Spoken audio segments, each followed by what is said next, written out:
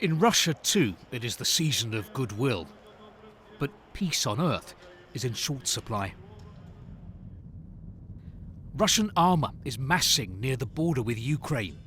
At the same time, Moscow is demanding an end to NATO enlargement and NATO military activity in Eastern Europe. What is Russia signalling? Как далеко? I asked the Deputy Foreign Minister, has Moscow decided to reverse the results of the Cold War? Я бы сказал, что это не пересмотр итогов. We're not re-examining the results of the Cold War.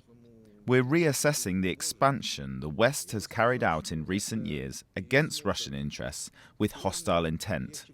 Enough is enough. Словами enough is enough. Даже встреча президента с российскими... State TV has been echoing Vladimir Putin's claim that NATO activity close to Russia threatens Russia's security. And Moscow has this warning. То есть если If Ukraine joins NATO, or if NATO develops military infrastructure there, we will hold a gun to America's head. Russia has the world's best weapons, hypersonic. You'd get the Cuban Missile Crisis all over again, but with a shorter flight time for missiles. We propose trying to avoid this situation. Otherwise, everyone will be turned into radioactive ash. радиоактивный пепел.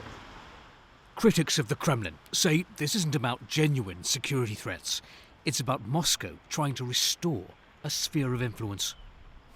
We don't know what the Kremlin is planning, but what is clear from what President Putin has been saying is that 30 years after the fall of the Soviet Union, Russia's leader remains deeply resentful of how the Cold War ended, with Russia losing territory, influence and empire. And if Vladimir Putin has decided that now is the moment to try to reverse that, that would be a huge challenge for Russia's neighbours and for the West. Right now, most Russians are focused on celebration, not confrontation. If there is a full-scale war with Ukraine or a clash with the West, the Kremlin may be skating on thin ice in terms of public support. I don't want any war, Irina says, any killing. Slavic people are like a family, says Ruslan. I can't bear the idea of fighting with Ukraine. Ultimately, it's the president who'll decide whether Russia takes the path of compromise or confrontation. Steve Rosenberg, BBC News, Moscow.